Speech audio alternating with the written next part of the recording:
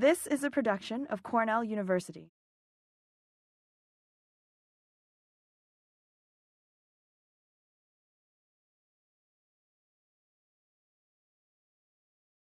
So I want to begin by thanking Barbara and David Zalaznick for sponsoring our reading series. It's a very special and lovely that they endorsed us. Last week, I was on the island of St. Lucia to interview the Nobel laureate Derek Walcott. And he could not stop speaking about the brilliance of Kwame Dawes. And it irritated me. Because I would like to think I am the authority, if not the final authority, on the brilliance of Kwame Dawes. The fact is, I have what could be called a filial jealousy complex whenever anyone talks about Kwame in my presence.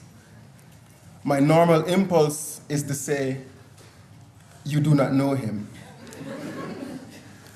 I did not take that attitude with Derek Walcott, naturally. But what I mean is, behind the captivating allure of Kwame's work, celebrated on both sides of the Atlantic with many of the most prestigious prizes most poets can only dream about, there lies the ease of his kindness. This ease is the source of his calling as a poet.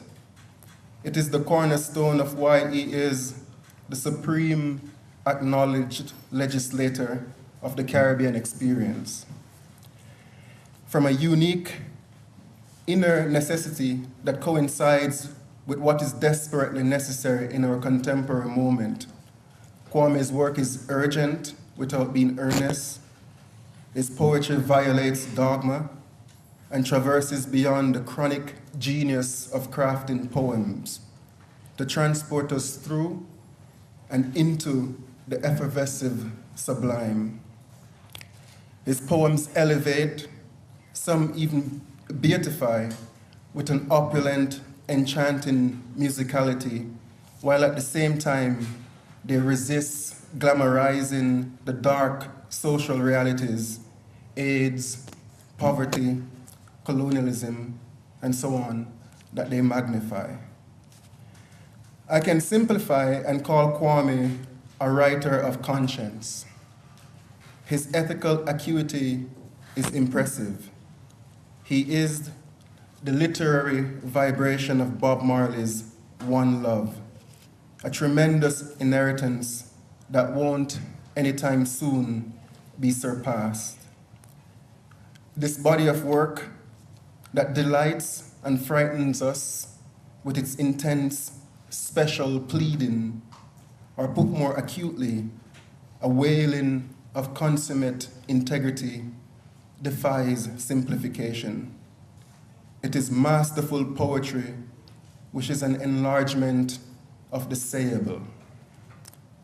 Kwame's industry, his prodigious output as editor and anthologist, is proof and reminder that complicity is an enduring part of creative joy, that to be unselfish in the vocation is a special bounty whose due reward is unending respect.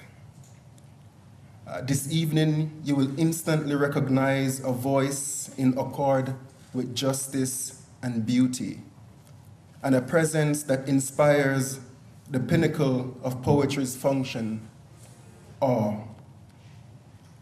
It is my great joy to welcome Father Dawes.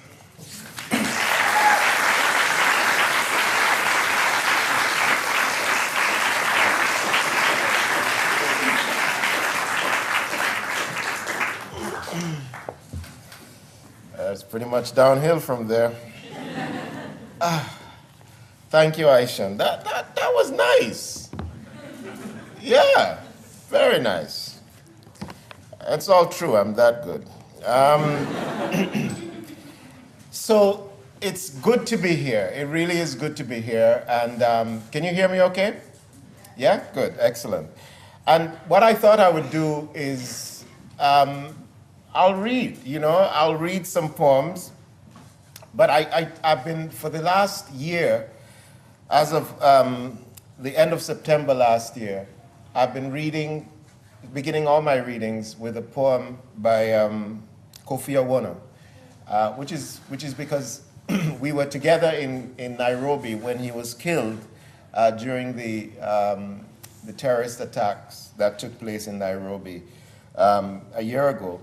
And so I committed to reading a poem by him for every reading for a year. The year is over, and it's become a habit, but also a way to sort of, almost a prayer to open my readings. And so I think I'll continue to do that. This is a very short poem by Kofi Awona called Counting the Years.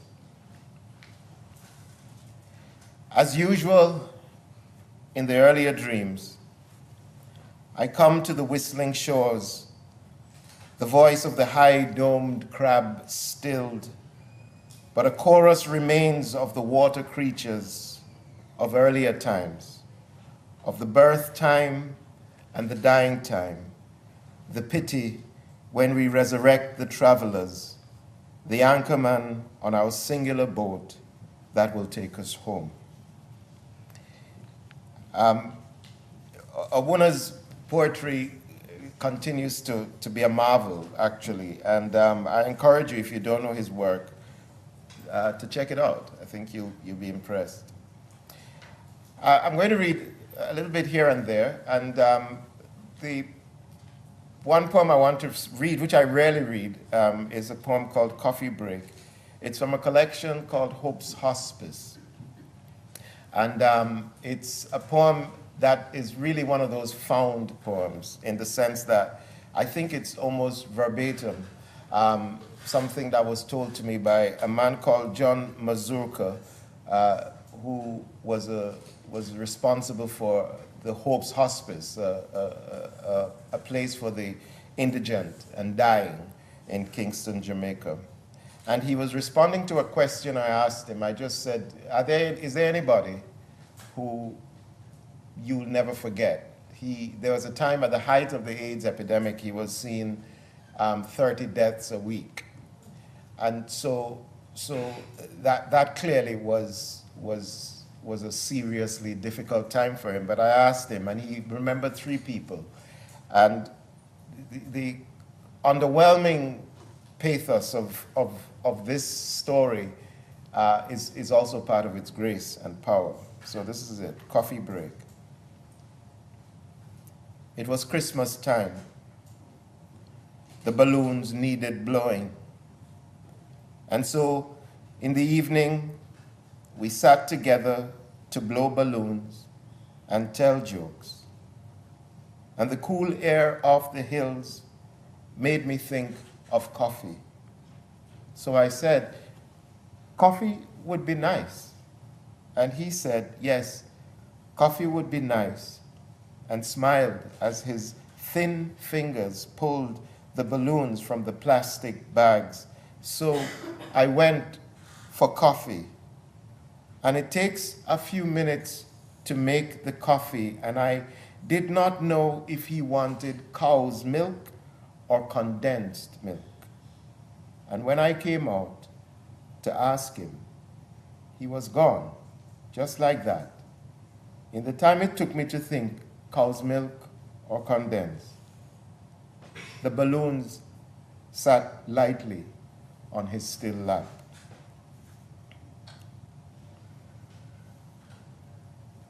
Just recently, I heard from, I work with the poet Ted Hughes. Ted Hughes. Ted Hughes is dead. I don't work with him. That would be a disturbing thing if I worked with Ted Hughes right now. Ted Kuza.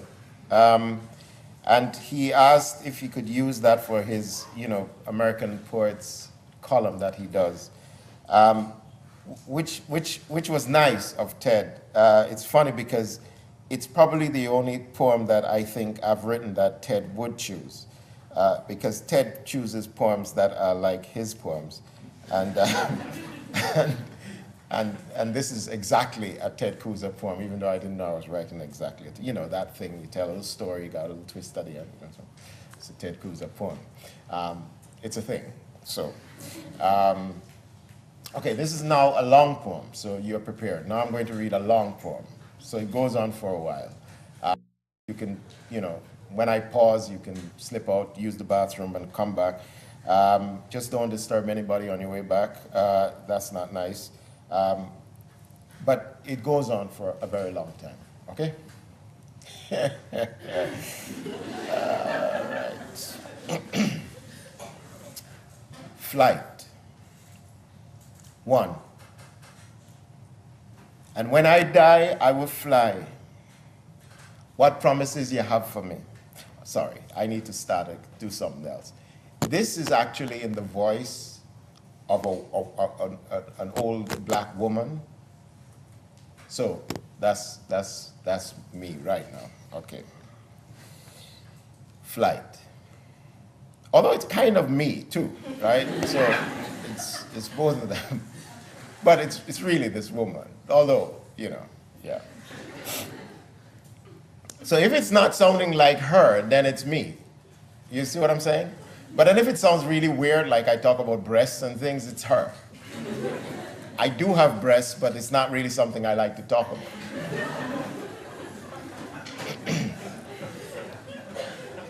Good.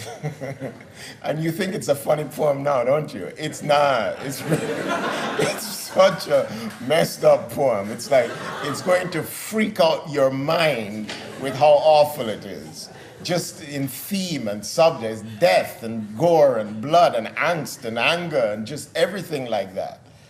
So, now I'll read the poem. Flight. 1. And when I die, I will fly. What promises you have for me? Call it a bargain basement faith, but I have to find something that can fit my broad hip and match my complexion. What you have for me? When I die, my pains will be no more. I will touch clouds damp with next week's storms over the cedars and pines, above the smooth green thighs of the blue mountains, and when I dip like a bucket, the water from the rocks will be cool blue. My watertight goatskin satchel will carry smooth stones, cooling pebbles for under my tongue when the Harmattan dries the Atlantic airwaves. I will fly over Cuba and say a prayer for Fidel, stroking my chin, for despite the bad press, defecting daughters, etc., I dig the man for his cynic's wit and mannish ways. Look, the boatload of criminals he liberate on Miami's red, white, and oil blue shore, and see how blood flows sangre de Dios in the Palmetto beachhead when each defectee prance the golden roads with Scarface badness, dusting the green with coke like wedding rice. Though hesitant, I will pit stop over Babylon in some third world barrio like South Carolina's low country or them turtle green islands where they preserve the language of Africa lodged in seed and stomach, static magic swirling on Sycorax's fantastic Bermudes, where black man Caliban still howls his panting heart. Then it's east, for the cold bite hugging too tight the Atlantic rocks. East it is for this soulful flight, looking for soil to plant in, looking, sniffing. East along the channels of air, warm Gabon air, smelling the Accra's mellow smoothness, the sweet Kelewele calling, drawing me along the warm currents. I'm flying east for the flesh pots of Cairo, the Sphinx, the pyramids, not home, just legacies of gifts we have left, simple skeletons. And there on Cairo's streets, panoramas of faces whip by like old statues of ancient times while the black American intellectuals sip sweet coffee in the cafes, retrieving their lost heritage in the colonizer's tongue. Ah, the relics of our lost histories, the things we have lost, seeking out a black Atlantis so far from the conclave of huts and the circle of the griot's music in the south, where green explodes in mountains rising out of the brittle grit and dust of the Sahara. Whitewashed memories are shored up in colorful text and cliches of a glorious race. Divided is Africa. The Egyptians wince at the kente and dashiki. Fly, I must, from this museum of broken dreams. Fly, I must south to the antiphonal howls of the Mohatela queens, the magic of the Makala daughters, the flaring nostrils of the township Shabeens, speaking easy their histories in the firelight, their eyes staring far like the Maasai's gaze. This is my dignity, this my familiar earth, this arrival still damp with the dew of tomorrow's rain. I alight with fanfare from the blue. The earth reaches up its red fingers and sucks me, legs first, deep into the blooming bottomland. And this yank tautens my neck like a kite rope, my head a dignity flag. This is my dignity, constructed by so many journeys. Why must I stay satisfied with rumors of old women's proverbs and the brew hole's sharp recognition of healing in each weed, bush, and turning leaf? Return I must to that old shrine now broken, for those left behind forgot to feed the soil. Shrine of my deepest fears, whose fingers reach across the centuries and touch my eyes, my offspring wrestling with the Holy Ghost found in the mountain chapel. Shrine of my deepest fears, split in my devotion from the earth that beckons me with her smell of seed to the new libation of blood shed for remission of sins. Shrine of my deepest fears, have you not heard that I wept and felt the fingers on my cheek, wiping that I have dreamed of another land, comely, home?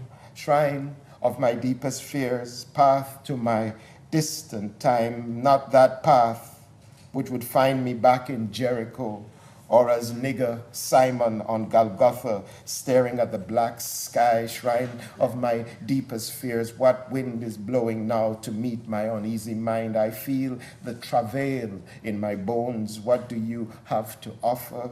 Dare I fall open before you? Then, land I have heard about, will you rise before my face from the spread of desert and thick bush, Kilimanjaro, probing the cloud cover? Is this my Eden, my heaven? Have you something better? Have you a truth to plant me like a tree? 2, culture is flux. Flux is culture. Absolute spirit.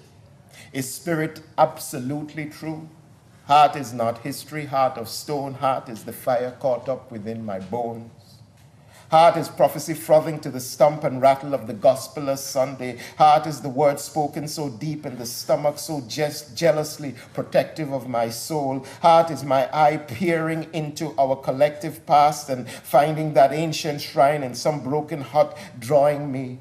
I arrive a stranger. I arrive dead. Sleep never comes easy, for the trees of the mountain sanctuary rustle like hymns calling me back, calling me back. Flux is culture. Culture is flux. We're changing inside. 3, the dashiki I wear is a flag. Calls me dignified. The kente, a gift from the Ghanaian attaché, my banner.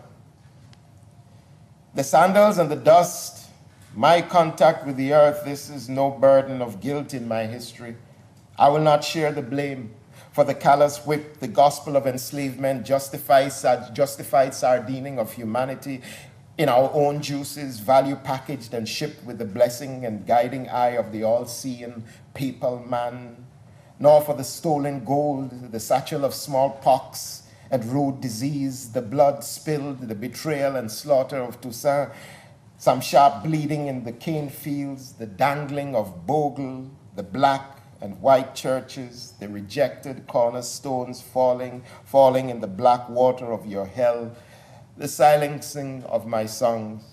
I will not be no beast of burden for you no more. I reject twilight schizophrenia, illusions of white Jesus with his red heart enshrined in thorns and his hippie hair smoothly permed as he stands propped by his Anglo disciples with thin, stiff upper lips. I reject to the Academy of Regret your constant belief in the beauty and joy of Cologne's accidental landing, the perpetual admonition to avoid the backward glance for your sake, as if it were I facing the judgment of salt and fire, as if I had left nothing of beauty in the old village by the sea. No, I will not deny the prophet with wicked locks and a trench-town bob in his riding walk who says, look back, for that yoke is easy and the burden light, and our legacy is more than the homelessness of the sea. I have planted seed and it has sprouted in this new soil. I have wailed to the hills and my voice has returned dew soft with clear melody and the harmony of new trees, new brooks, new light, the antiphonal prayers of old bones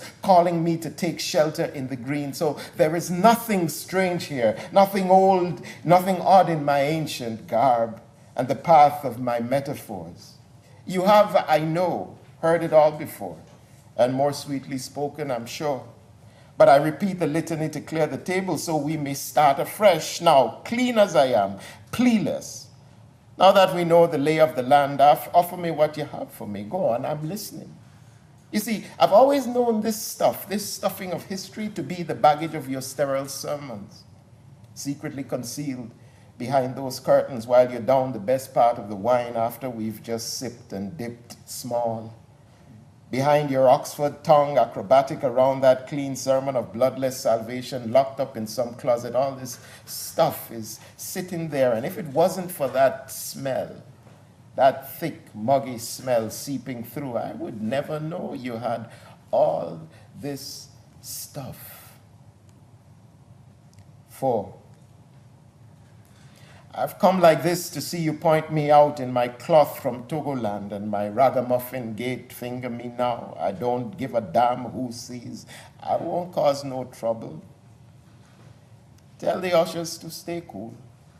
I will smile, because I come to find a path, and this won't be a path you make. It will be a path you may offer, and I will decide and either walk the asphalt or ride the cobalt sky on that chartered journey back. See me sometime as your old black ancestor before Peter at the door, proffering her letter of recommendation to be relayed up the ladder to God's desk or to his well-paid letter writers, the risen popes Paul, Newton, Augustine of the burning groin. Like her, I come like a comma to replace the closure of your period, screwing up the text until the end is somewhere in the middle. Now, tell me what you have for me. For this Soweto gumboot dancer, this Akan mother transported like a scroll, discovered here where the bush still parts for her footfall, slowly marching from the sea inland to the sound of the drum. What you have to offer me to break this miasma of uncertain homes? What promises can speak above the smell clamoring behind the curtains? You see, the path you raise your left finger to is a false path, O prophet. This I have seen. My morning songs lift me beyond the chaos of your many and twisted roads. Flying comes so natural to me these days as I ride this sun-full, misty morning to heart ease. And 5, I'm reluctant to leave it like this. The tricks, the sin, the betrayals, as if this were all. My journey has drawn me astray and remiss, and I'm turning to the old songs.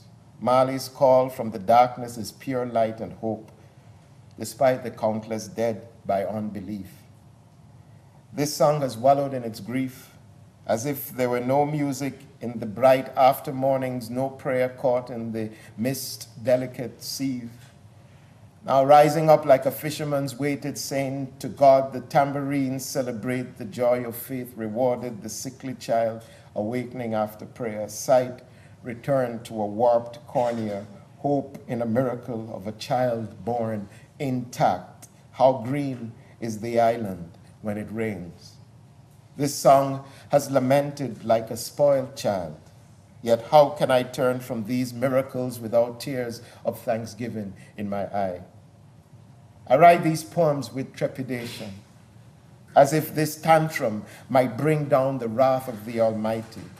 But the prophets no longer groan through the stinking city. Their feet skip on the mountains. The cleansed are dancing on the hill's broken path, and now there is laughter and belief in mornings. All right. Hey. Thank you.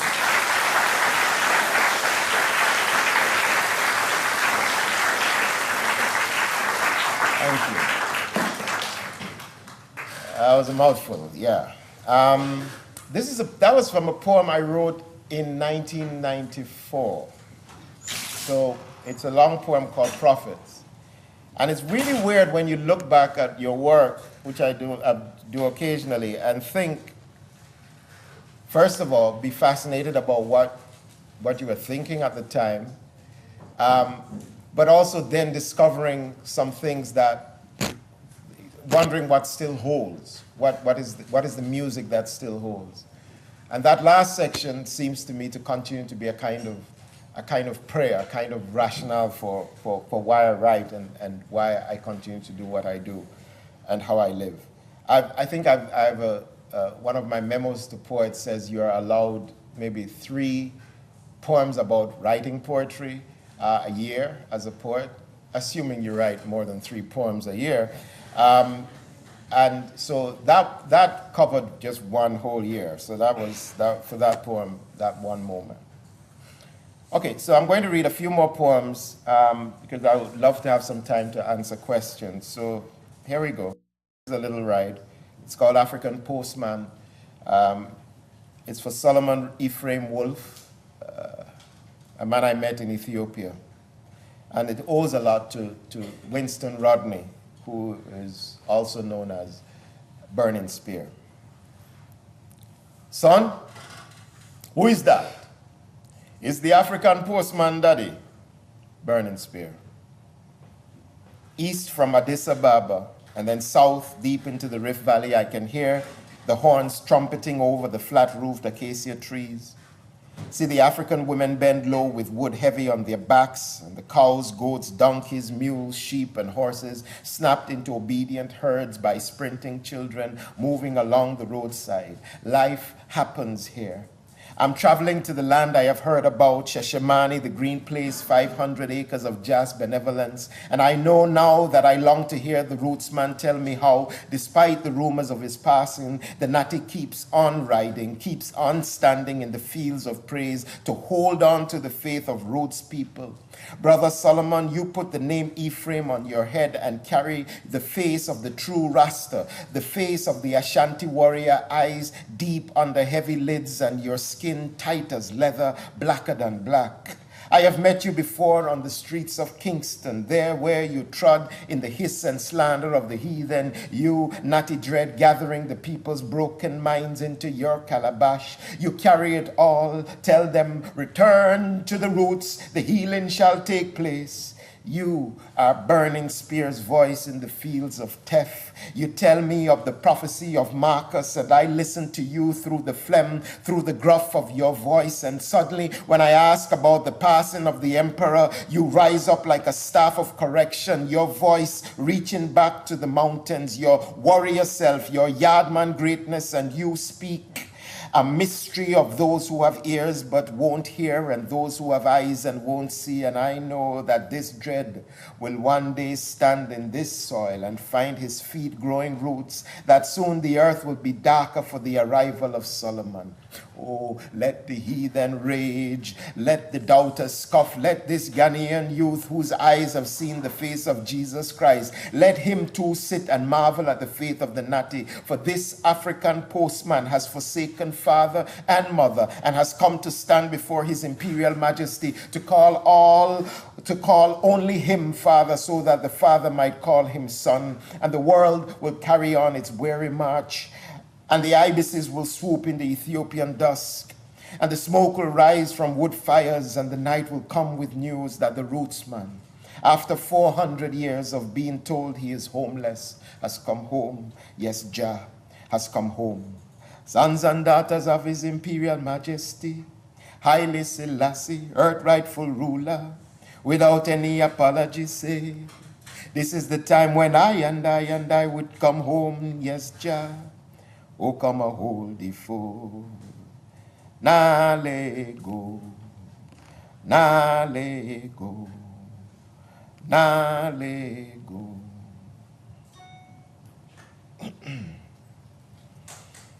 Thanks.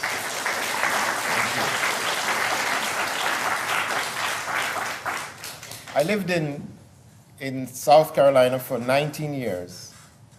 And in many ways, I'm grateful to South Carolina for giving me so much poetry. I love that state. I love the people that I've come to know there. And I also don't like a lot of it too. So it's always complicated, but that's like family, right? But my connection to that state remains powerful. I'm glad I was able to call myself a South Carolinian before I could even sort of say that I'm American, which I happen to be, by the way, in case some people are here to check. But before I could say that, I could say more comfortably that I'm South Carolinian. South Carolina was at the forefront of the Civil War. They lost. They understand that. And there's a weird way in which that capacity to understand loss creates a kind of human humility that makes sense to me as somebody who comes from places where we were losing a lot. But this is a poem about not the most attractive moment in South Carolina's history: how to pick a hanging tree. Pastoral scene of the gallant South, the bulging eyes and the twisted mouth, scent of magnolias, sweet and fresh, then the sudden smell of burning flesh. Lewis Allen. Young trees may look sturdy, but they have no memory. They are green so near the surface, they bend with a sudden weight. And the truth is that not all trees can carry a man's dead weight, with enough air between pointed toes and earth, with enough height so that the scent of rotten can carry far enough to be a message for those who are sniffing the muggy air for news. Old as it may look, craggy bark, twisted branches, drooping limbs, old as it may seem, sitting there by the edge of the canal, that live oak understands the simple rituals of hanging. See, there is the natural notch where the rope will slip and hold. And here, angled like this, the damp air off the river carries the decay for miles and miles. Sometimes a fresh tree will simply die after the piss of a dying man seeps into its roots. Sometimes a tree will start to rot from guilt or something like a curse. But the old trees, seasoned by the flame of summer lightning and hardened to tears, know it is nothing to be a tree, mute and heartless, just strong enough to carry a man until he turns to air.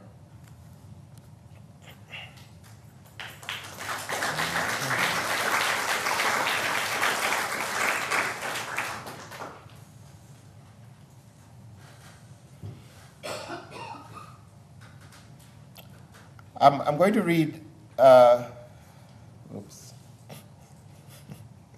I'm going to read a poem from the work that is not yet out in book form. It's published, I think, in a journal somewhere. But I thought I'd read at least one poem from that sequence. I've written a series of poems based on the work of of August Wilson. And I thought I'd read one of those poems for us. Just find it here. This poem is called Stone Men. The stone men are shadows now. They have softened to mud, then the wet alluvia of slow rivers. Now the stone men are deep shadows. These are the last signs of their old selves. Soon they will be missed. If you ask the women, where are the stone men, they will tell stories, but they will be the same story. Once, the stone men took their hands and led them through the narrow lanes to the bed of regrets, and laughter and stern panting remains in the room with the bed of regrets. Then one day the stone men coughed, complained of pains, and soon their skin flaked away. The stone men walked into the bloody night, rain coming down heavily. It was rumors that led them to seek out the stone men in their skins, in their blood. And now the stone men are shadows who return only in sleep. This is how the remnant remembers. This is how they speak of the stone men who never offered reasons, never told the truth, simply coughed, then entered the dense red forest, never to return, except in the shadow, in the mist, in the bloody dusk.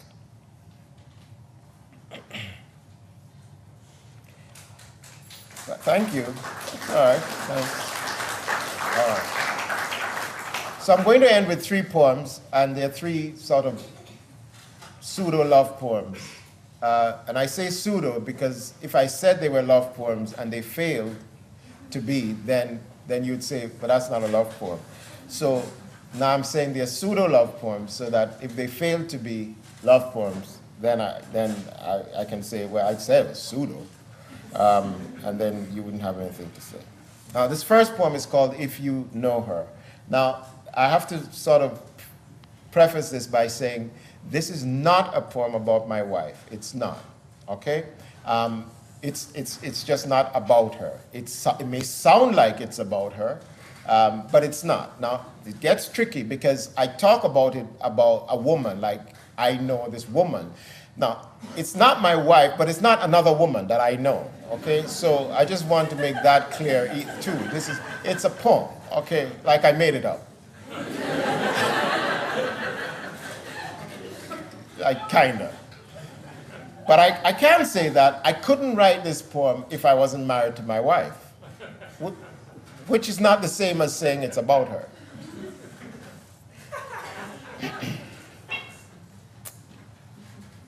If you know her.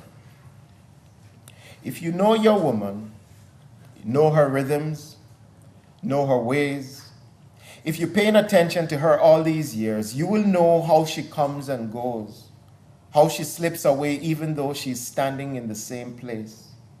You will know that her world is drifting slowly from you, and she may not mean it because all it is she is scared to be everything, scared to be finding herself in you every time, scared that one day she will ask herself, all 40 plenty years of her, where she's been. If you know your woman, you will know that mostly she will come back, but sometimes when she drifts like this, something can make her slip, and then coming back is hard. If you know your woman, you can tell by the way she puts on heels, and she does not sashay for you because it's not about you. How she will buy some leather boots and not say a word about it, and you only see it when she walks in one night and she says she's had them forever. And you will see the way she loses the weight and pretend it's nothing, but when she isn't seeing you looking, you can see how she faces the mirror, lifts her chest to catch her profile, and how she casually looks at her ass for signs of life. If you know your woman, when you are gone, she will find things to do like walk alone, go see a movie, find a park, collect her secrets, and you won't know. because she's looking for herself. And she won't tell you that she wants to hear what idle men say when she walks past them, because what you say is not enough. If you know your woman, you know when she's going away, and you will feel the big hole of your love, and you can't tell why she's listening and humming to tunes you did not know she heard before, and she will laugh softly at nothing at all. If you know your woman, you will see how she comes and goes, and all you can do is wait and pray she will come back to you, because you know that your sins are enough for her to leave and not return.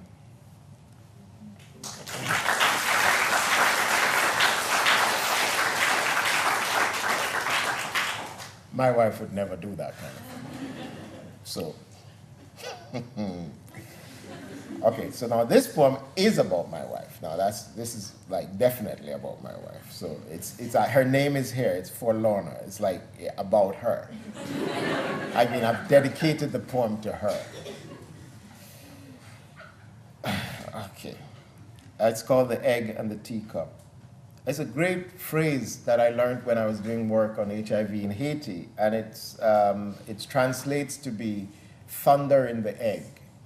And I just thought, it's usually in reference to a woman, and I thought this is one of the most stunning images I've ever sort of heard in normal parlance.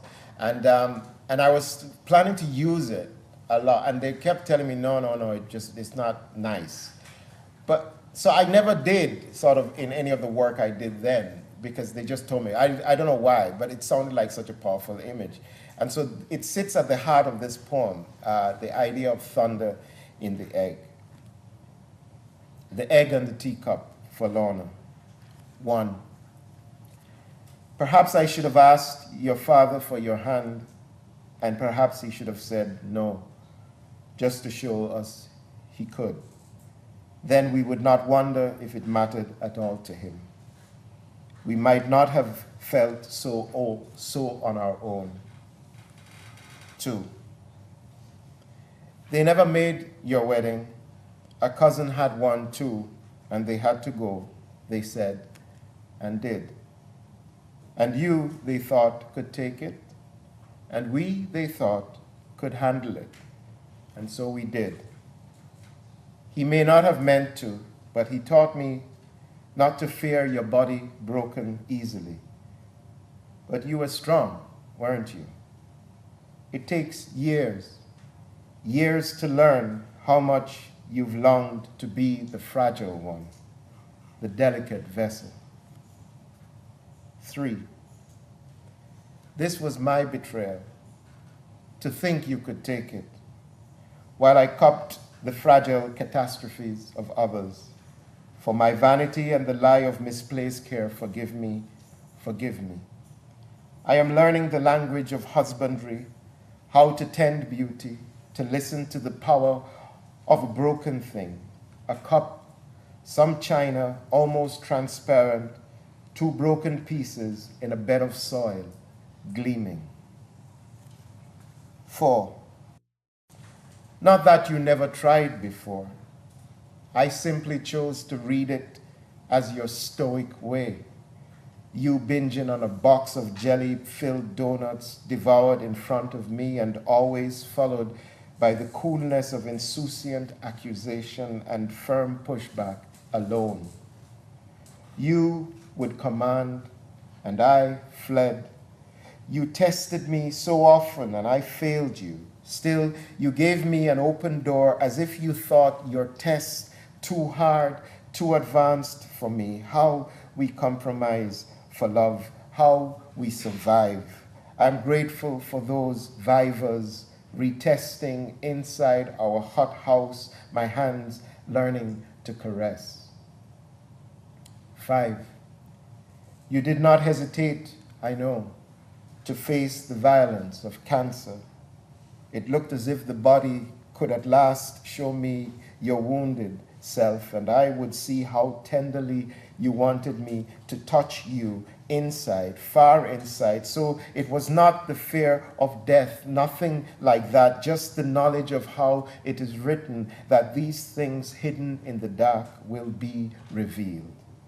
I see you now. I hold you gingerly.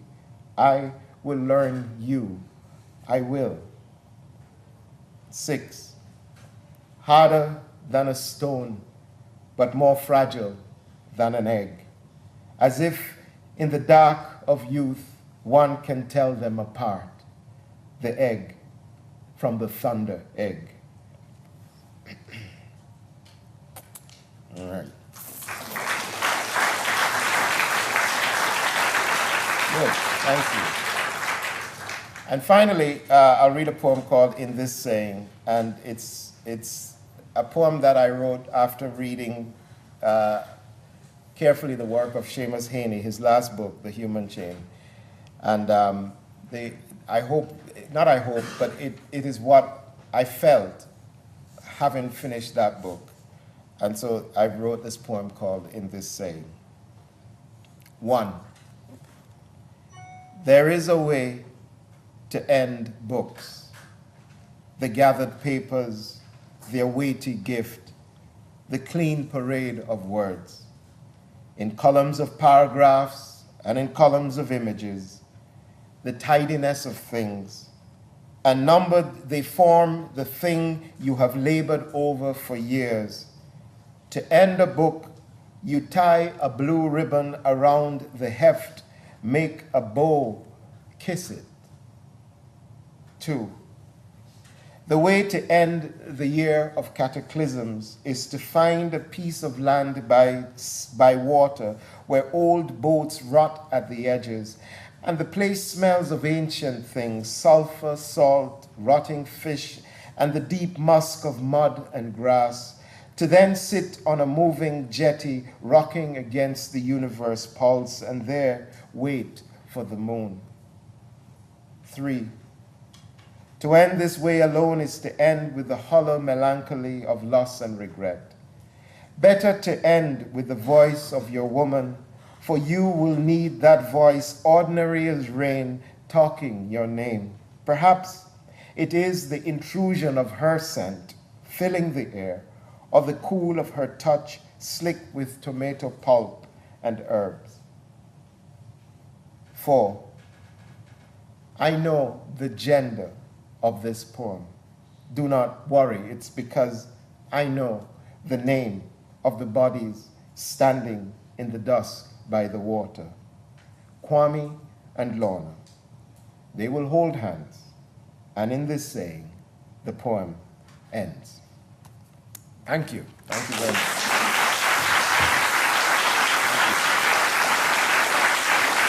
Thank you.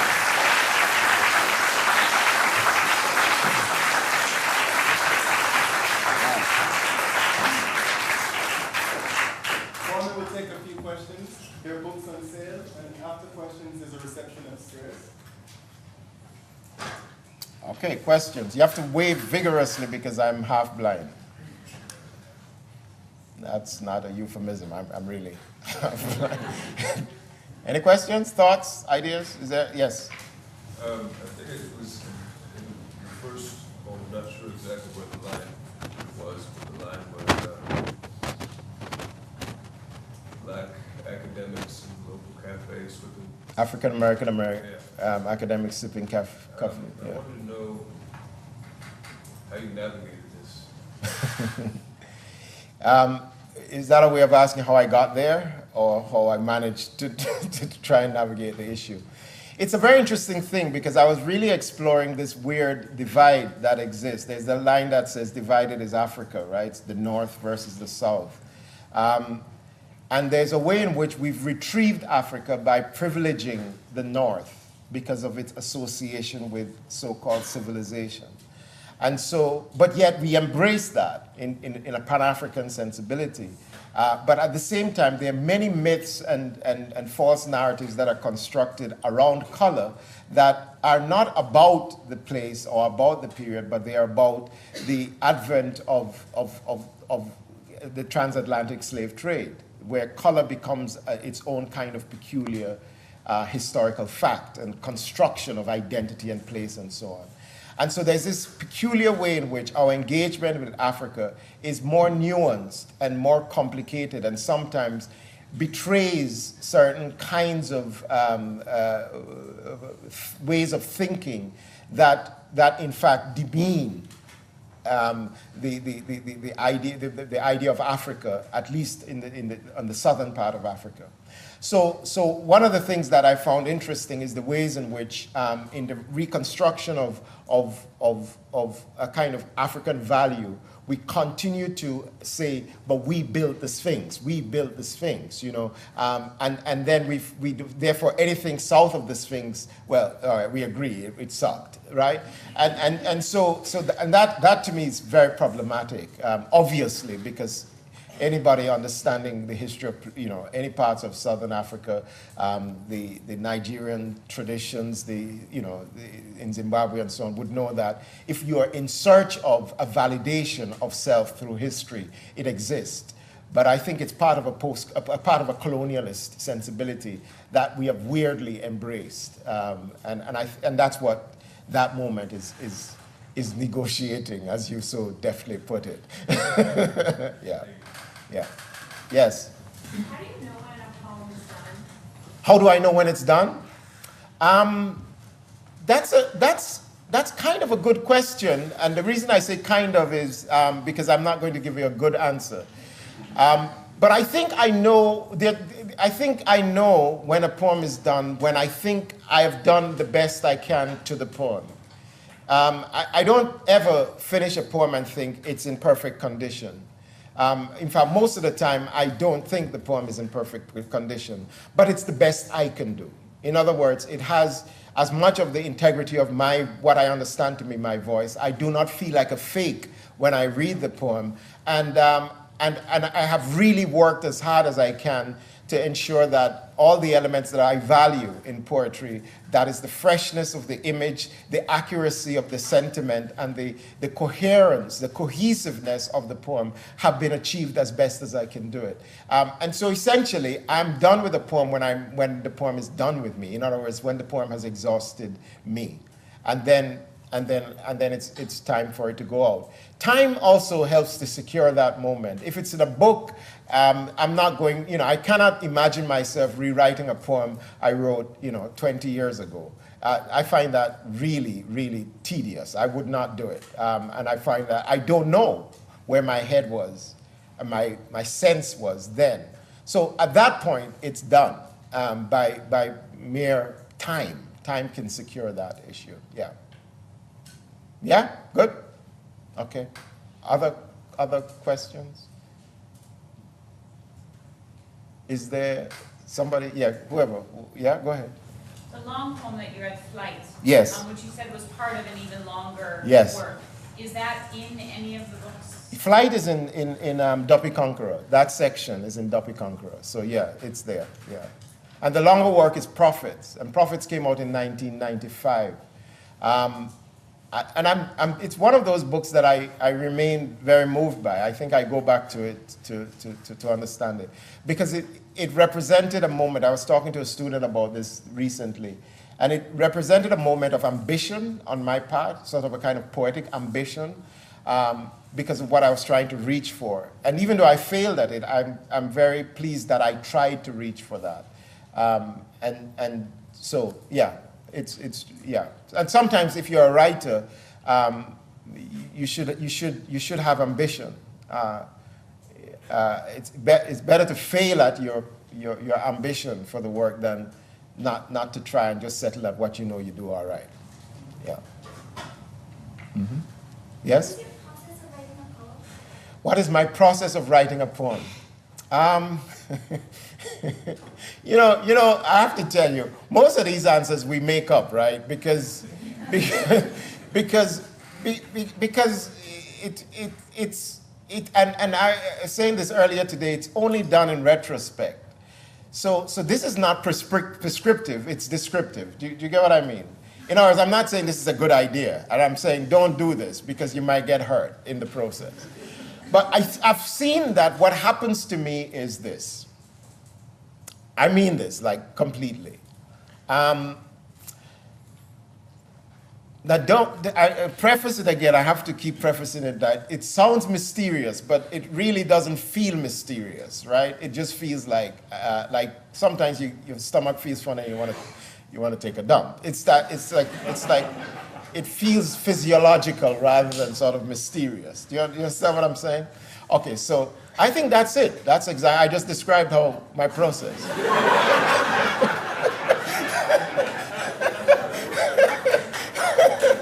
That's pretty much it, yeah. So, yeah. So, but I was talking to some students and some folks earlier. I do a draft, a quick draft.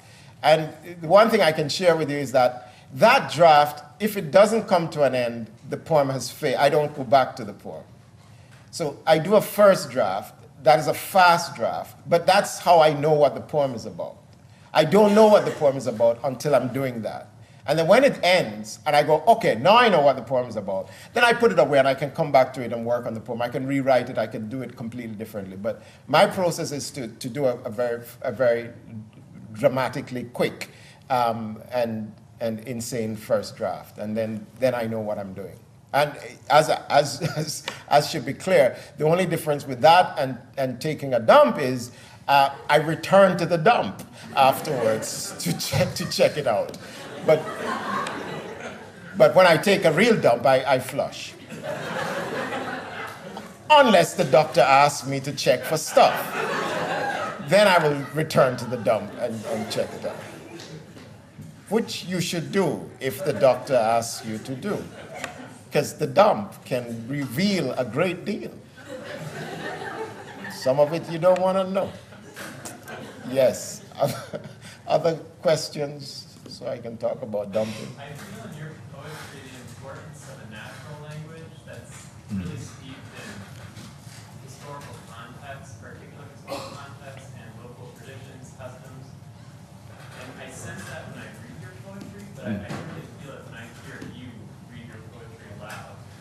So I guess my question is, what do you think the act of vocalization and maybe your own vocalization of your poems, what does that bring to your work? This is a good question, and it's a very hard question for me to answer because I don't listen to myself very often, right? But I do know that I regard, my background really is in theater, in the sense that I wrote my first 5 to 7 years of writing, almost 10 years of writing were as a playwright. And as a playwright, you're very sort of acutely aware of the relationship between the text and the performance. There's a close relationship. But obviously the text is as important. And in fact, the beauty of the text, the language of the text, its authenticity is vital for the success of the performance. So I regard any kind of situation where a bunch of people come to sit in front of me or stand or whatever it is, and I'm going to present to them for 30 to 40 minutes. I owe them the chance to stay awake. I owe them this relationship, this recognition that now we're in a place where we're feeding off each other. That's a reality. It doesn't necessarily define how I write, but it's clear that that when I read, I'm trying to sort of enliven that relationship. But the fact is, I select what I read. That's a choice that I make. I don't read everything that I've written because I just don't think some poems do well in a reading setting as much as they do well if somebody just sits alone and sort of engages it. So that idea of performance is important to me, but it's a different kind of performance. I really think that reading poems is a particular kind of performance because it's not an actor's gesture. Because what we are trying to suggest is there's a kind of there's a persona that is the poet, the speaker, that is actually meditating, and you're overhearing their meditation. And that's the dramatic moment. How do we sort of allow you to eavesdrop and yet sense the drama of the eavesdropping? And when I instruct actors to read poems, I tell them that's what they're doing rather than sort of orating, which is a very different kind of exercise. So I think about the performance of the poems a lot, but I also relax about it because it's not a long time, and if you're bored, you won't be bored. It will end. It will end at some point, and so I don't lose any sleep over that. Yeah. Does that help? Yeah. Yeah. Yes. Could you elaborate a little bit on, you mentioned working with AIDS victims? Yeah. Could you elaborate on that? Yeah, okay, so the work I've done on HIV/AIDS came about through really a weird situation. The Pulitzer Center for Crisis Reporting, which is an outfit, a media outfit, and that came together in the late 2009, 2010. And their task was to fund freelance writers and journalists to go into places outside of the US, of places of crises and challenges, and to write pieces and to report on issues. And then the Pulitzer Center became a broker for having those things presented in the major media outlets in the United States. It's an evolution of what journalism has become, where what was happening was so many of the major media houses were closing down their bureaus around the world. And what was happening to freelance journalists was that they were either losing their jobs or they were being limited in the work they could do. So the Pulitzer Center found funding to be able to give grants to journalists to go into areas and to do work there. And then the Pulitzer Center would broker with the USA Today, with Washington Post, with NPR, or anywhere to find ways to have those stories sold to them and developed. So, but they approached me and asked me to do a piece on HIV/AIDS in Jamaica. I said no because I said I don't know if they didn't check Google, but I'm a poet. I'm not a journalist. Now I've done journalism, but I'm really not a journalist. And like a crisis, it's called the Pulitzer Center for Crisis Report. I run from crises. I don't run to crises. This is not really my sort of inclination. But they insisted, and they said they want a writer. That's what they wanted. And they also knew that I know Jamaica, so they thought, that may be a good way to do it. I finally agreed to do it, and I became quite the expert on HIV/AIDS. Now, it's not that I hadn't written about HIV/AIDS. In 1989, I had written a play called Stump of the Terebinth, which was staged in Canada and so on, and has gone on to have a lot of staging about HIV/AIDS. So as early as that, I was writing about this subject, but I really did not see myself as an expert or anything.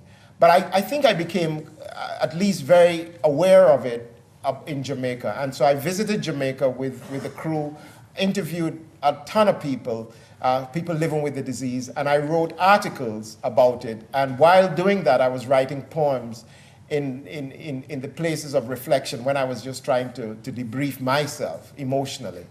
And we had the accident of coming together and saying, let's make the poems part of the reporting.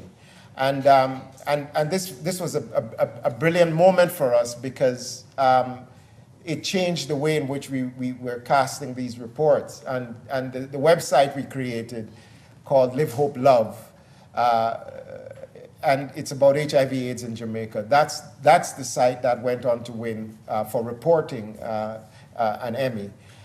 So that began a process, and then I did the same thing in Haiti just after the earthquake, and then recently went back to Jamaica to look at HIV/AIDS and the church's response to it, and our first piece will come out in VQR early next year, Virginia Quarterly Review early next year.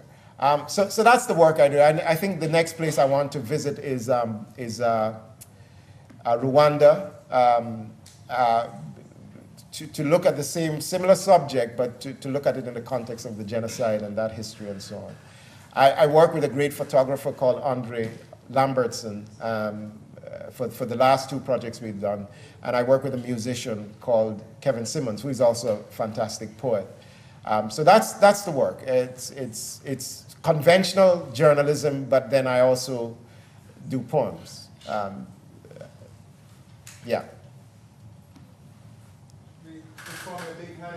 Thank you.